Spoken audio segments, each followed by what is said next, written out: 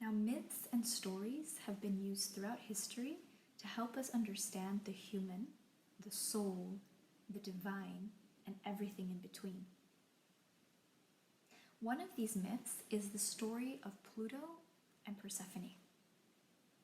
Persephone was known in ancient Greece as the queen of the underworld, bringer of chaos, goddess of death.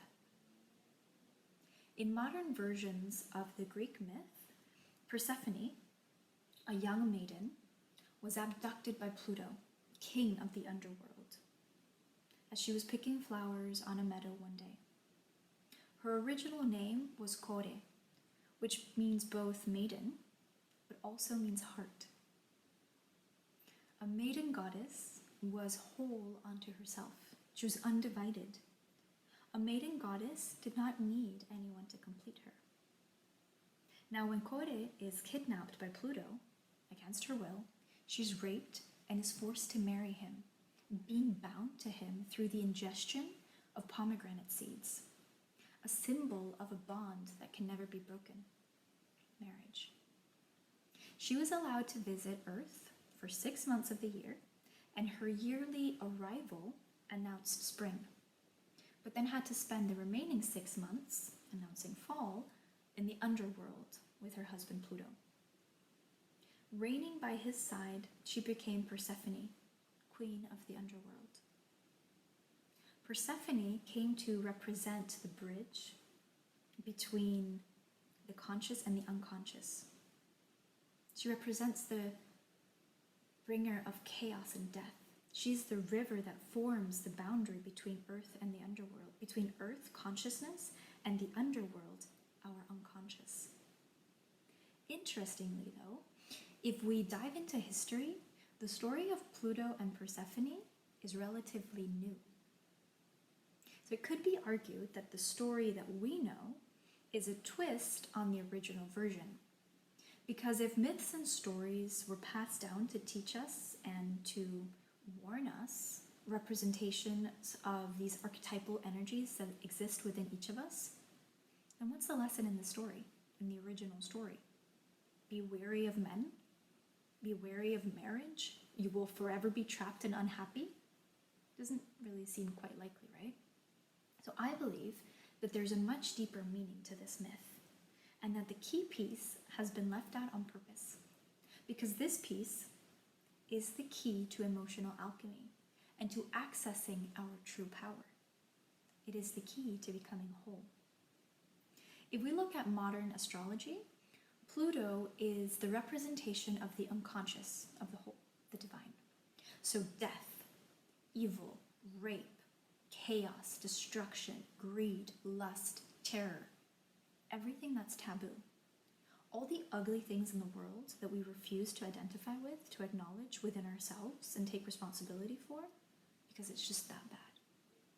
Pluto, however, is also the representation of transformation, of alchemy itself. When we embrace the unconscious, the repressed, the forbidden, the forgotten, and we learn to accept and forgive and to love these parts of ourselves, they're alchemized. The split, the separation, it's healed, and they're integrated into self to become one whole again, to become healed. I believe that rather than Persephone being abducted by Pluto, she actually created Pluto. Pluto is the unconscious aspect of Kore, Persephone's whole. Being queen of the underworld, bringer of death and destruction and chaos, she was almighty, all-powerful. But she could not appreciate her own power, her own self, as she'd never experienced anything but herself. So in order to experience another, we must separate from them. So Kore split in two, and she created a sweet and innocent conscious self and this vicious unconscious twin, Pluto, to house all of the ugly and the bad and the taboo. She split in two so she could experience the two extremes of her being, the sweet and innocent self and the vile, sexual, and violent self. The divine choosing to create duality and separation, the other and out there, in order to experience itself, and then having to go through pain and suffering in order to return home and unite with itself again, but this time with a self-awareness that can only come from having experienced itself as other, as separate. This is where Pluto represents everything that is experienced as the other, our projections, our fears, our judgments, everything that's not me.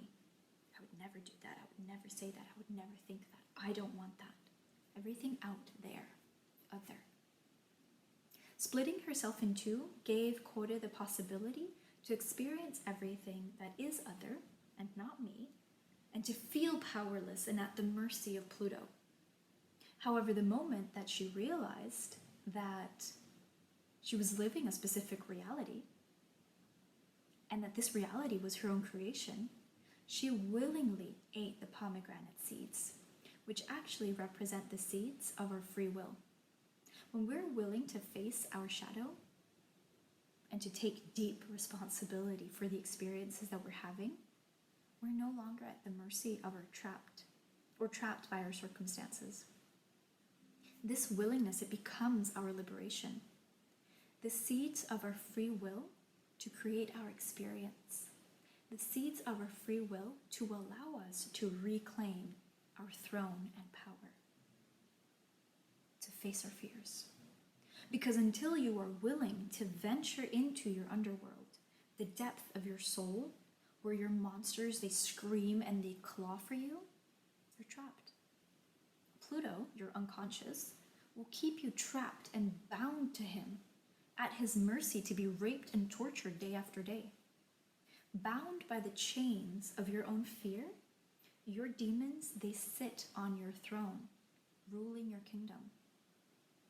By eating the pomegranate seeds, Kore understood that she was both Pluto and Persephone, both the innocent and the vile, both the sweet and the monster.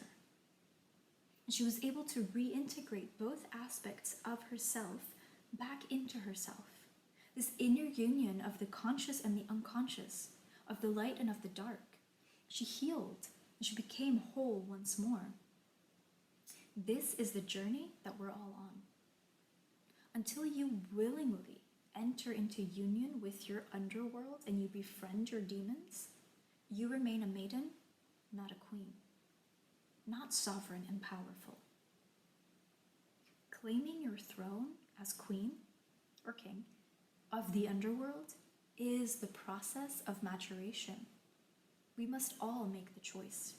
Be willing to descend into our darkness and face our demons, our inner demons, to reclaim our throne, our inner home.